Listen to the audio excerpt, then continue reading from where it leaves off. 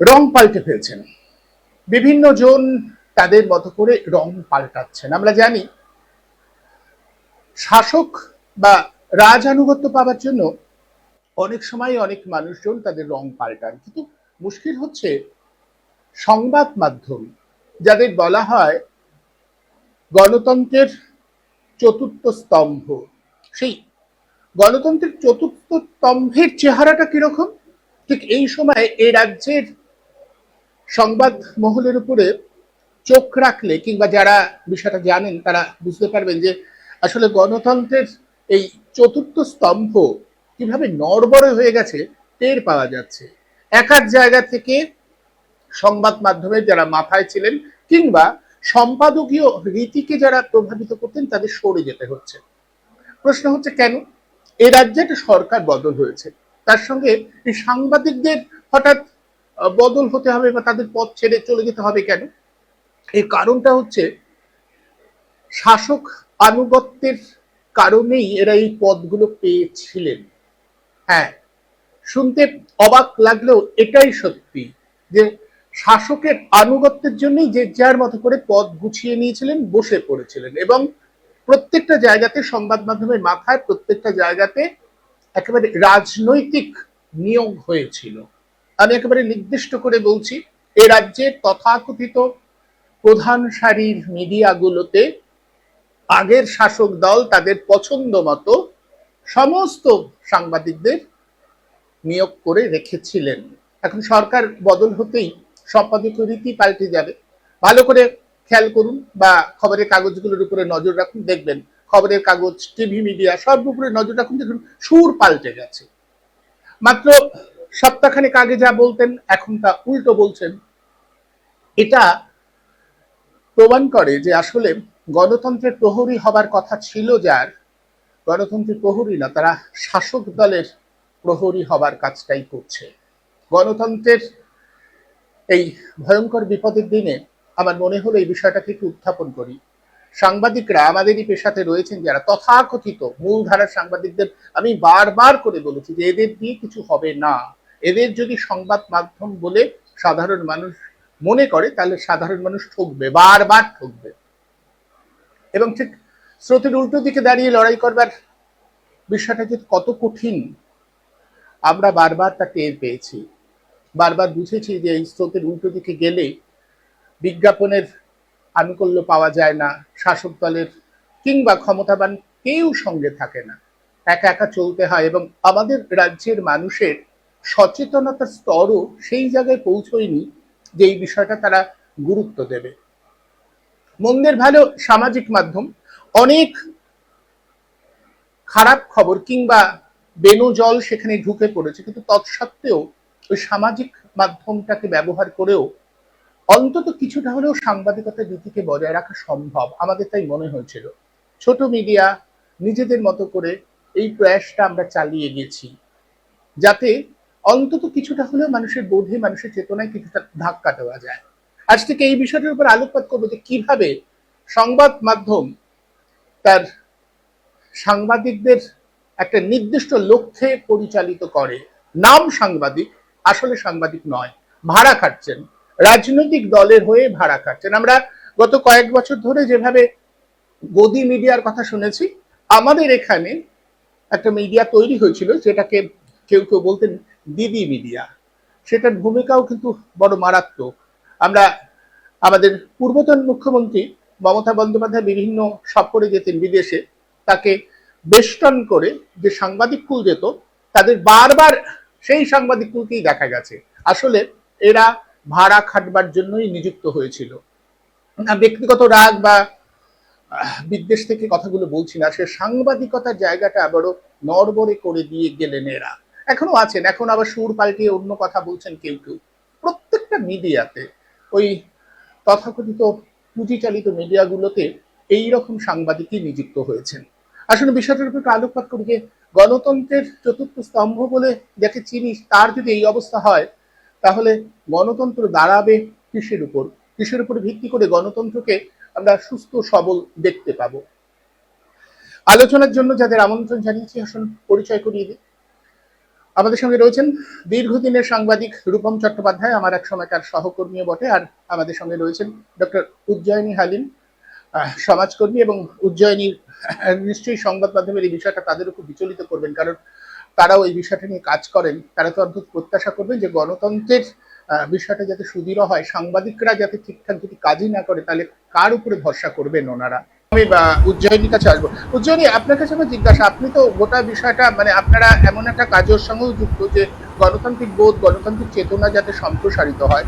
আপনারা যদি দেখেন গণতন্ত্রের অন্যতম স্তম্ভ, চতুর্থ প্রহরী হিসেবে সংবাদ মাধ্যমের এই ভূমিকা, মানে আমি বলছি আমরা ভেতর থেকে দেখছি তো যে খবরগুলো দরকার সেই খবরগুলো গুরুত্ব পায় না, যে খবরগুলো শুধু খাওয়ানোর এবং অধিকাংশই সরকার অনুগত, শাসক দল যা বলবে মেইন স্ট্রিম, তথাকথিত মেইন স্ট্রিম, সেগুলোই খবর হিসেবে চালু করবে এবং তাদের অনুগত লোকজনদের সেই সূত্র ধরেই জায়গায় জায়গায় বসিয়ে রাখা হয়েছে। তাই সরকার পাল্টালেই তাদেরও পথ পাল্টে যাবে, মানে অন্য আর এক অনুগত আসবে, নতুন সরকারে যারা অনুগত তারা আসবে। মানে এটা যদি সংবাদ মাধ্যমের চেহারা হয় তাহলে তো আপনাদের এই মানে কি করে ভরসা করবে যে গণতন্ত্র সুপ্রতিষ্ঠিত হবে বা গণতন্ত্র সুস্থ স্বাভাবিক পথে চলবে? সংবাদ মাধ্যমের যে এই সংকট বা ক্রাইসিসের কথা, সেটা এই সবে শুরু হলো সেরকম তো না। যেমন রূপম বাবু বললেন, বহুদিন ধরে চলছে সংকটটা, আর নিত্য নতুন ভাবে, নিত্য নতুন রূপে আমরা দেখতে পাচ্ছি। সরকার বদলালে, যেমন আপনি বলছেন, কিছু সাংবাদিকদের পদত্যাগ, মানে তারা নিজেরাই পদত্যাগ করে চলে যাচ্ছেন। তার একটা স্পষ্ট কারণ যে তারা একটা রাজনৈতিক পক্ষ নিয়ে ফেলেছিলেন, তারা সেভাবে নিয়োগ করা হয়েছিল। বা আমি জানি না, আপনাদের সাংবাদিক জগৎকে আপনারাই ভালো জানবেন, হয়তো ভিতরে ভিতরে তারা একটা পক্ষ নিয়ে ফেলেছিলেন, তাদের সেই সরকারের কাছ থেকে কিছু ফেভার নিয়েছিলেন, কিছু মানে তিনি সেই শাসক দলের, সেই সরকারের এক অর্থে মুখপত্র হয়ে উঠেছিলেন। এবং এটা প্রশাসনের মধ্যেও আমরা দেখলাম, যখনই সরকার পরিবর্তন হলো দেখলাম বেশ কিছু আমলা পদত্যাগ করে চলে গেলেন, বেশ কিছু সাংবাদিক পদত্যাগ করে চলে গেলেন। তো যে সমস্ত প্রতিষ্ঠান বা যে সমস্ত পদগুলোতে মানুষের নিরপেক্ষভাবে কাজ করার কথা, সরকার আসবে, সরকার যাবে, এটা নির্বাচনী গণতন্ত্র, মানুষ ভোট দেবেন, এটা তো একদিক থেকে স্বাস্থ্যকর। যে মানে আমি তো এমন রাজ্যও আছে 5 বছর পর পর সরকার বদলায়, এরকম রাজ্য ভারতবর্ষে রয়েছে। 15 বছর তো বাঙালিদের ধৈর্য বেশি, কাউকে 34 বছর, কাউকে 15 বছর, ইত্যাদি ইত্যাদি সময় দিয়েছে। তো কিন্তু অন্যদিকে 5 বছর পর পর যদি সরকার বদলায়, 5 বছর পর পর সাংবাদিকদেরও মুখের ভাষা, পোশাক আশাক এবং আনুগত্য, এটা যদি বদলাতে থাকে, তাহলে তাদের নিজেদের পেশার প্রতি যে আনুগত্য নেই, এটাই বোধহয় প্রমাণ করে আর কি। যে সাংবাদিকতা যে পেশা, তার যে মূল যে কতগুলো প্রিন্সিপাল আছে, যে জন্য সাংবাদিকতাকে ফোর্থ পিলার অফ ডেমোক্রেসি বলা হচ্ছে, সেই জায়গাগুলোর থেকে সংবাদ মাধ্যম বা আজকের যুগে সাংবাদিকরা অনেকটা দূরে সরে এসেছেন। এবং এই আবহতেও যারা কিছুটা সেই সাংবাদিকতার আদর্শের সাথে থেকে সাংবাদিকতা করতে চান, তাদের জায়গা হয়তো মেইন স্ট্রিম মিডিয়াতে হচ্ছে না। তারা সোশ্যাল মিডিয়ার দ্বারস্থ হয়েছেন, ইউটিউবার হয়েছেন, আরো নানান রকম ছোটখাটো পত্রপত্রিকা চালাচ্ছেন। এবং সেইখানেও দেখতে পাচ্ছি আমরা ধীরে ধীরে সংবাদ মেইন স্ট্রিম মিডিয়া থেকে খবর উধাও হয়ে গেছে। আমার তো সত্যি কিরকম মনে হয় যে যখন আমরা দেখি, এটা সাধারণ দর্শক হিসেবে বলছি, যিনি উপস্থাপিকা বা উপস্থাপক, যিনি প্রেজেন্ট করছেন, তিনি ভীষণ জোরে চিৎকার করতে থাকেন। চিৎকার না করে কোনো কিছু বলা যায় না, সুস্থ স্বাভাবিক কণ্ঠে। আমরা তো ছোট থেকে দূরদর্শনের খবর শুনে শুনে বড় হয়েছি, তারা খবর তো খবরই বলছে। আজকে যেমন শুনছিলাম বিভিন্ন সংবাদ মাধ্যমে হঠাৎ করে সুর চড়িয়ে উচ্চনাদে চিৎকার করে বলতে শুরু করলো, এই মুহূর্তে সব থেকে গুরুত্বপূর্ণ খবর। কি খবর? জাহাঙ্গীর খান তিনি ফলতায় নির্বাচনে লড়বেন না, কিন্তু সেটা এত চিৎকার করে, এত ইয়ে করে, মানে এতটাই তারা প্রচন্ড একটা অ্যানিমেটেড ওয়েতে প্রচন্ড চিৎকার চেঁচামেচি করতে শুরু করেন। প্রত্যেকটা খবরকেই ব্রেকিং নিউজ দাবি করা হয়, প্রত্যেকটা খবরকেই বড় খবর দাবি করা হয়। এটা কোথাও একটা দেখায় যে সংবাদটা মানুষের কাছে সংবাদ পৌঁছে দেওয়ার থেকেও বড় কথা হচ্ছে বাণিজ্যিক রেষারেষি। কার আগে এগিয়ে যেতে পারবে, এই চ্যানেল না ওই চ্যানেল, কে বেশি সংখ্যক দর্শক পাবে বা কে বেশি চেঁচামেচিটা কি মানুষ খায় বলে করে? আপনার কি মনে হয় এই যে মনে হয়, কারণ যদি সিরিয়াল টিরিয়াল দেখেন যে অতি নাটকীয়তা, চেঁচামেচির মাধ্যমে প্রেজেন্টেশন স্কিলটা অতি নাটকীয় যে করার ব্যাপারটা, আমরা তো অনেক সময় দেখেছি যে বিভিন্ন সময় বিভিন্ন রকম যখন মহাকাশ যান যাচ্ছে তারা মহাকাশ যাত্রীর মতন পোশাক পরেও অ্যাঙ্কার চলে আসছেন না তো প্রেজেন্টেশন করতে, ক্রিকেট খেলা চললে ক্রিকেট খেলার স্টেডিয়াম বানিয়ে নিয়ে চলে আসছেন। তো এই সামগ্রিকভাবে সংবাদ ব্যাপারটাকে বোধহয় কিছুটা, আমি জানি না আপনারাই আরো ভালো বুঝতে পারবেন, সংবাদটা মানুষের কথা জনগণের কথা তুলে ধরার জায়গা থেকেও জনগণকে খানিকটা এন্টারটেনমেন্ট দেওয়ার জায়গাতে পৌঁছে গেছে বলে মাঝে মধ্যে তো মনে হয়। অন্যদিকে যেটা পড়ি, দেখুন আজকে রিপোর্টার কম, গ্রাউন্ড রিপোর্টারের সংখ্যা প্রত্যেকটা মানে মিডিয়া হাউসে আমি শুনতে পাই বিভিন্ন জায়গা থেকে বা পড়ি যে এটা একদম কমে গেছে। সুতরাং তাদেরও সোর্স অফ ইনফরমেশন কোথায় কি হচ্ছে, মানুষের দুঃখ দারিদ্র, এই যে বলছেন অঙ্গনওয়াড়ি ওয়ার্কাররা বা মিড ডে মিলের কর্মীরা ভাতা পায় না ইত্যাদি, এই খবরগুলো যে ধরবে, তুলে আনবে সমস্যা ইত্যাদি, এই মানুষ এই লোকেদের ছাঁটাই করা হয়েছে, এরা নেই। সমস্তটাই একই খবর বারবার নিত্য নতুন চিৎকার করে নিত্য নতুন পোশাক আর শাকের মাধ্যমে পরিবেশিত হচ্ছে। অর্থাৎ মানুষ কোথাও একটা এই মানে আমার এটা সত্যি সত্যি মনে হয় মানুষের এতটা সিরিয়াসলি নেয়ও না। মানুষেরও না, মানে সাধারণ মানুষেরও পছন্দের চ্যানেল আছে, আমার এই চ্যানেল পছন্দ, আমার সেই চ্যানেল পছন্দ, এই কারণে পছন্দ না যে ওই চ্যানেল আমাকে অনেক বেশি ইনফরমেশন দিচ্ছে বা অনেক বেশি সত্য কথা শোনাচ্ছে, এই কারণেই পছন্দ। ওখানে হাবে ভাবে যে নাটকীয়তাটা তৈরি হয় ওটা আমার পছন্দ, হাসি তামাশা সব মিলিয়ে যেটা তৈরি হয় সেটা আমার পছন্দ, আমি সেটাই দেখি। আমি মানে এর মানুষ তো আর কি বলবো এরকমও বোকা নয় যে বুঝতে পারছে না কোনটা সত্যি কোনটা সত্যি নয়, যেটা পরিবেশিত হচ্ছে সেটা একটা নাটকীয়তার সাথে দেখা। তো এই ক্ষেত্রে আমার মনে হয় মানুষ, আমি সাংবাদিকদের কি ভূমিকা রয়েছে সেটা রূপম বাবু আপনারা ভালো বলবেন। আমি মনে করি যে শ্রোতা হিসেবে, দর্শক হিসেবে, যারা পাঠক হিসেবে আমাদের যে ভূমিকাটা আছে, সৎ সাংবাদিকতা যারা এখনো করতে চাইছেন তাদের পাশে দাঁড়ানোর, সেই জায়গাটা জনগণকে বুঝতে হবে। কারণ জনগণের ভয়েস তুলে ধরার জায়গা, সরকারকে, যে কোনো সরকার তাকে জবাবদিহি করার জায়গা বা ভূমিকায় সংবাদ মাধ্যমের একটা বড় ভূমিকা রয়েছে, এবং সেইটা তারা পালন ততক্ষণ করবেন না যতক্ষণ না মানুষ সৎ সাংবাদিকতাকে সাপোর্ট করা যাবে। এবং সৎ সাংবাদিকতাটা ফ্রি হবে না, বিনা পয়সায় হবে না। এই পুরো আপনার সাথে এমনিও আলোচনা হচ্ছিল, পুরো এই মেইন স্ট্রিম মিডিয়ার পিছনে রয়েছে কর্পোরেট পুঁজি। এগুলো এক একটা বিভিন্ন কর্পোরেটের টাকায় চলে, তাদের এজেন্ডা আছে। রূপম বাবু অনেক ভালো বলতে পারবেন কোথায় কিরকম কর্পোরেট এজেন্ডা, কোন কর্পোরেট কিরকম সংবাদ মাধ্যম চালায়। আপনি বোধহয় বলছিলেন বা আমরা এটাও জানি, একই কর্পোরেট এমন দুটো সংবাদ মাধ্যমকে টাকা পয়সা দেয় যারা সম্পূর্ণ দুটো ভিন্ন অডিয়েন্সকে ক্যাটার করে। কেউ প্রচন্ড বামপন্থী, প্রচন্ড ডানপন্থী, দুরকম অডিয়েন্সকে ক্যাটার করে, একই কর্পোরেটের পুঁজিতে দুটো সংবাদ মাধ্যম চলছে। সুতরাং আমার মনে হয় যে কোথাও সত্যিকারের খবর যদি জানতে চাই, আমরা যদি জবাবদিহিতার জায়গাটাতে সংবাদ মাধ্যমকে দেখতে চাই যে তারা সাংবাদিকরা সেইভাবে মানুষের কথা বলছেন, তাহলে মানুষকেও এই সাংবাদিকদের পাশে দাঁড়াতে হবে, পয়সা দিয়ে কাগজ কিনতে হবে, মানে ঠিকঠাক মতন সাবস্ক্রিপশন করতে হবে। ফ্রিতে কিছু হয় না, ফ্রিতে যেটা হচ্ছে সেটা হচ্ছে ফ্রিতে আমরা আমাদের সময়টাকে বিকিয়ে দিচ্ছি বা সংবাদ মাধ্যমের ভূমিকাটাকে দুর্বল করছি। এটাই আমার আগামী দিনে মনে হয় যে সৎ সাংবাদিকতা ছোট আকারে যেখানে যেটা হচ্ছে সেটাকে জোরদার করার একটা প্রয়াস দরকার। চিরকালই আপনার সাংবাদিকতা মানে বড় সংবাদ মাধ্যমের পিছনে কর্পোরেট পুঁজি ছিল। আজকে আমরা যেখানে এসে দাঁড়িয়েছি সেখানে যে ধরনের বিশ্বের অবস্থা, শুধু দেশের অবস্থা না, সারা বিশ্বে যেরকম অবস্থা, এই কর্পোরেট পুঁজির চাপ ইত্যাদিগুলো অনেকাংশে বৃদ্ধি পেয়েছে। তো আমরা মেইন স্ট্রিম মিডিয়ার কাছ থেকে কতটা কি আশা করতে পারবো জানি না, তবে আমার মেইন স্ট্রিম মিডিয়াকে একটাই অনুরোধ, এই চিৎকার চেঁচামেচি গুলো যদি একটু কমানো যায় তাহলে বোধহয় যা প্রেজেন্ট ওনারা করতে চাইছেন। পছন্দ করেন, ওদের একটা নির্দিষ্ট দর্শক তৈরি করছে। হ্যাঁ, আবার এমনও মানুষ আছে তারা পছন্দ করে না, বুঝেছেন, যারা পছন্দ করে না তারা নিউজ দেখছে না। আমি এই পরিসংখ্যানটাও দেখছিলাম যে কোথাও মানে একটা বড় সংখ্যক মানুষ নিউজ দেখেন না, আর এই পরিসংখ্যানটাও আসছে, তারা নিউজ দেখেন না, তারা ছোট অন্য বিকল্প কিছু দেখেন। তো তাদের কথাটাও এদেরকে ভাবতে হবে যে সারাক্ষণ হইচই লাফালাফি আর চিৎকার চেঁচামেচি না করেও সুস্থভাবে যা পরিবেশন তারা করতে চাইছেন সেটাও পরিবেশন করা যায়। আমি আবারও আসি বিপুল বাবুর কাছে। বিপুল বাবু, আমাদেরই সহকর্মী একেবারে পরিষ্কার করে উজ্জয়িনী বলে দিলেন যে আসলে আমাদেরই মানে আমরা যারা ছোট ছোট করে ভাবছি তাদের বোধহয় একটা দায়িত্ব নিতে হবে, কিন্তু এটা তো খুব কঠিন।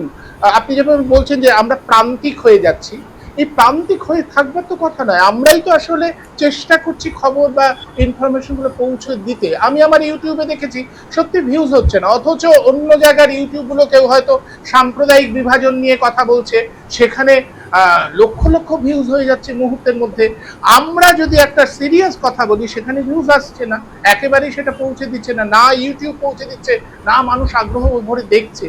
ফলে আসলে কি মানুষের মধ্যে এরকম একটা পেনিট্রেশন তৈরি হয়ে গেছে যে একটা নির্দিষ্ট এইগুলোকেই দিতে হবে, তাহলে সে সেগুলোই খাবে, মানে খাওয়ানোর বিষয়টা এভাবে আসলে সত্যি সেটাকে কি করে ভাঙা যাবে?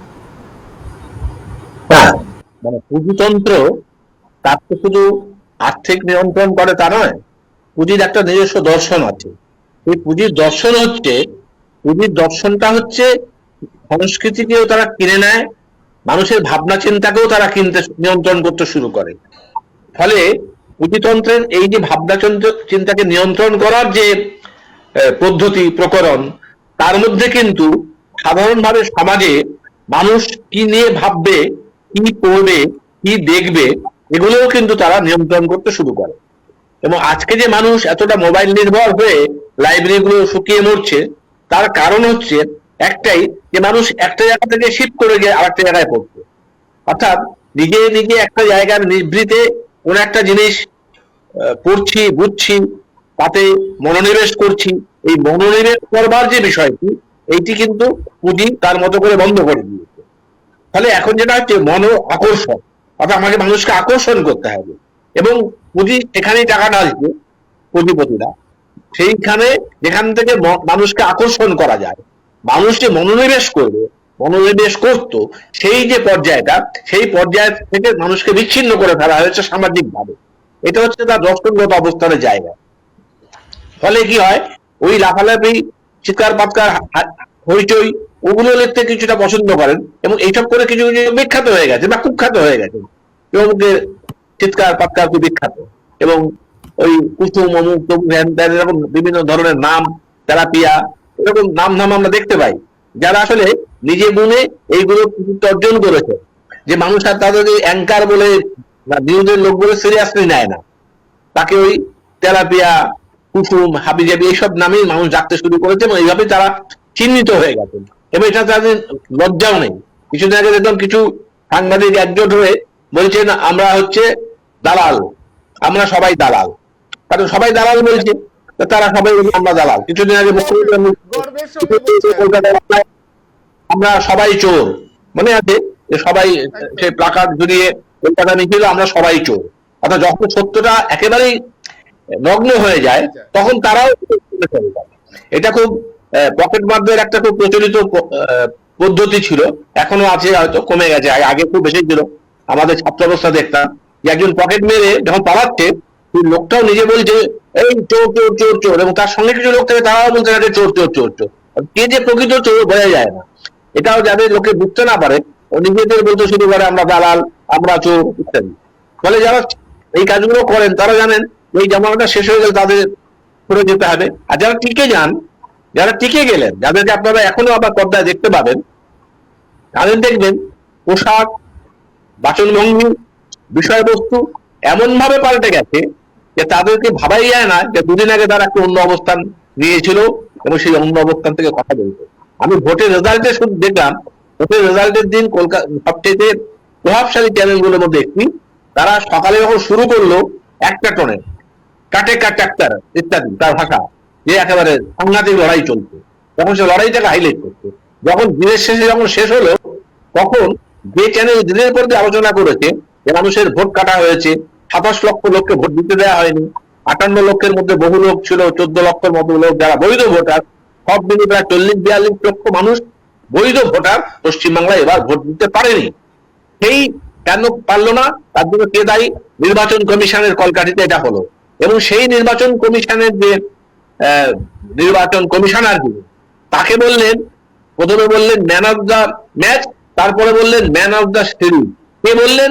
যিনি দুদিন আগে এই চ্যানেলে লক্ষ লক্ষ মানুষের ভোটাধিকার কেড়ে নেওয়ার বিরুদ্ধে সরব ছিলেন। তিনি বলছেন নির্বাচন কমিশনার হচ্ছে ম্যান অফ দ্য পিরিয়ড। অত্যন্ত সাকসেসফুল তিনি এই ঘটনাটা ঘটিয়েছেন। বা কেউ কেউ এটাও বলে যে ওখানকার যিনি সঞ্চালক তিনি প্রথমে লাল টাই পরেছিলেন, দিনের পরে নাকি তার টাইয়ের রং গেরুয়া হয়ে গেছিল, পরে নাকি পরে এসে সঞ্চালনা করতে এসে যেমন গেরুয়া টাই পরে, যখন হাওয়া মোড়কের মতো তারা একটু একটু করে ঘুরতে শুরু করলো। বেলা শেষে যখন দেখলো যে হাওয়াটা পুরোই ঘুরে গেছে, তারাও ঘুরে গেল। তাহলে এই সাংবাদিকদের আপনি কি ভাষায় কি বলবেন? কারণ এরা হচ্ছে যে নীতি নৈতিকতা এই সমস্ত দ্বারাই নেই, এবং সাংবাদিকতার যে মান তাকে যেমন নামিয়েছে, সাংবাদিকদের যে নৈতিকতা তাকে তারা ধ্বংস করেছে। মানুষের কথা বলা, বঞ্চিত মানুষের কথা বলা, নিগৃহীত মানুষের কথা বলা, না পাওয়া মানুষগুলোর কথা বলা। আজকে যেমন কলকাতায় যখন তিনতলায় ভাঙা হয় তখন কোনো নোটিশ দেওয়া হয় না, তখন কিন্তু 24 ঘন্টার মধ্যে সেখানে ভেঙে দেওয়া হচ্ছে। আর অভিষেকের বাড়িতে কিন্তু সেখানে 7 দিনের নোটিশ, সেই নোটিশ মানে শোকজ, উত্তর না পেলে আরো 7 দিন, তারপরে তারা আরো 7 দিন দিয়ে তিনি পাচ্ছেন। কোনো সংবাদ মাধ্যমে প্রশ্ন ওঠে না যে যদি হ্যাঁ কোনো গরিব মুসলমানের প্রপার্টি হয় তাহলে কিন্তু আমাকে নোটিশ দেওয়ার দরকার নেই, আমি বেআইনি ঘোষণা করছি, মুখে ঘোষণা করছি, আর বুলডোজার দিয়ে ভেঙে দিচ্ছি। আর অভিষেক বন্দ্যোপাধ্যায়ের বেলায় 3 সপ্তাহ নোটিশ যাচ্ছে, 7 দিনের নোটিশ, 7 দিন তাকে সময় দেওয়া হবে, তারপরে তার খরচ দেওয়া হবে, তো জানা হবে। এটা তো হচ্ছে মানে যারা যে প্রশাসন করছে, কিন্তু সংবাদ মাধ্যম এই বিষয়টা নিয়ে যে কেন নোটিশ দেওয়ার আগে তারা একই শহরে একটা মানুষের বাসস্থান ভেঙে দেওয়া হচ্ছে, যার 17টা প্রপার্টি আছে তাকে দেওয়া হচ্ছে সময় 21 দিন, আর যার কোনো প্রপার্টি নেই, যার ওইটুকু মাথা গোজার ঠাই, যিনি ওইখান থেকে জল পেয়েছেন, ইলেকট্রিসিটি পেয়েছেন, পুরো কর দিয়েছেন, কারো কারো বাড়িতে দলিল আছে, তিনি পয়সা দিয়ে ওই ফ্ল্যাটটা কিনেছিলেন, হয়তো নির্মিত হয়েছে একটা বেআইনি জায়গায়, তার জন্য তিনি দায়ী নন। কারণ একটা বাড়ি কোথায় তৈরি হবে এটা ঠিক করে কর্পোরেশন, তার জন্য কর্পোরেশনের ফাইন হতে পারে, তার হাত দিয়ে এই বেআইনি কাজটা হয়েছে তাকে খুঁজে বার করা হতে পারে, তার বিরুদ্ধে শাস্তিমূলক ব্যবস্থা নেওয়া যেতে পারে। কিন্তু যিনি থাকেন, যিনি ছেলে মেয়েদের নিয়ে ওইখানে বসবাস করছেন এবং কোনো মতে একটা রুটি করে দিন চালাচ্ছেন, এই গরিব মানুষটি বা নিম্ন মধ্যবিত্ত মানুষ, তার বাড়ি ভেঙে দেওয়া হচ্ছে বিনা নোটিশে। এই তারতম্য, এই বৈষম্য, এই বর্বরতাকে তুলে ধরবার দায়িত্বটা কার? সংবাদ মাধ্যমে। কিন্তু সংবাদ মাধ্যম এই বর্বরতার সঙ্গে সাথ দিচ্ছে।